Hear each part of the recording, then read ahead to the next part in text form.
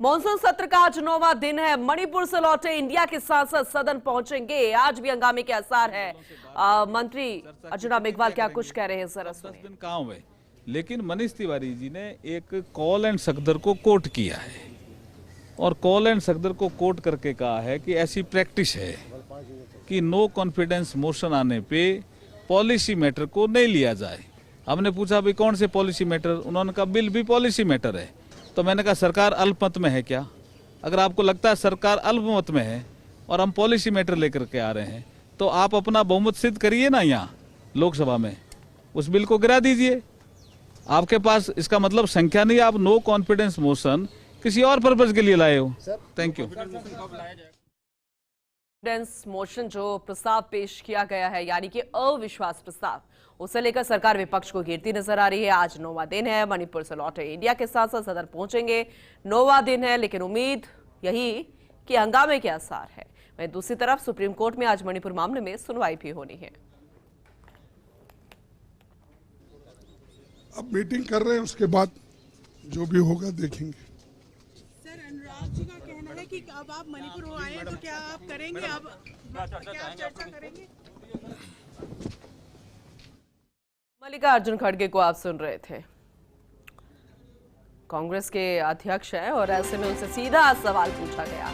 बहस के लिए तैयार है, लेकिन उनका कहना है कि हमें सुनना है जवाब प्रधानमंत्री नरेंद्र मोदी से। अब जो प्रोसेस है, क्योंकि लो कॉन्फिडेंस जो मोशन यहां पर पेश किया गया है,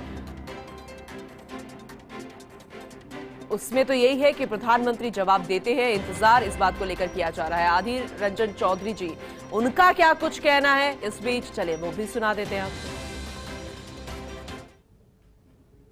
सबको मणिपुर जाना चाहिए वहाँ के हालात की जायजा लेने के लिए।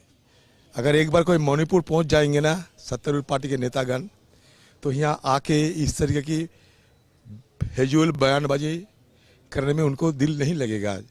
अगर उनके अंदर मानवता रहे तो मणिपुर की हालात संगीन है। कौन क्या कहते हैं, अपना रुचि है, इसमें हमें कोई टिप्पणी करने की जरा सा भी जरूरत नहीं सोचते हम लोग। उनका ठाकुर जो बड़ा ठाकुर है ना, बड़ा ठाकुर को कहे मोदी ठाकुर को, वो खुद जाए एक बार मणिपुर। बिहार और बंगाल पे भी डिस्कशन करना चाहिए। हाँ बिल्कुल कीजिए ना, कौन मना करते हैं। क्या डिसीजन कंटिन्यू होगा या अभी डेडलॉक इसी तरह से बना रहा है? नहीं, हम तो अविश्वास प्रस्ताव लाए हैं, ये हमारा मुद्दा बाजी है। सरकार को यह मानना चाहिए जल्द से जल्द इस अविश्वास प्रस्ताव पे चर्चा शुरू करे। यही तो हमारी एक ही मांग है और देश के लिए मांग है, ये पार्टी के लिए नहीं। तो सुना आपने, यहाँ पर विपक्ष पूरे तरीके से मूड में है सरकार को घेरने के लिए। तो ये जाहिर है कि लोकसभा में आज जो 9वां दिन है, इस कार्रवाई में हंगामा बरपेगा। लेकिन सवाल ये है कि प्रधानमंत्री जवाब कब देंगे, क्योंकि ये तो चाहती है विपक्ष और इसी को लेकर मुद्दा गरमाया हुआ है। पहले 2 रूल से, जिसमें पहले रूल पर सत्ता पक्ष अड़ा हुआ था कि हम इस रूल से बहस करना चाहते हैं, जिसमें गृह मंत्री अमित शाह जवाब देंगे। लेकिन विपक्ष जो है लगातार अपने रूल पर अड़ा हुआ था। उनके अनुसार प्रधानमंत्री नरेंद्र मोदी को जवाब चाहिए। हालांकि प्रधानमंत्री नरेंद्र मोदी रिएक्शन दे चुके हैं मणिपुर मामले पर।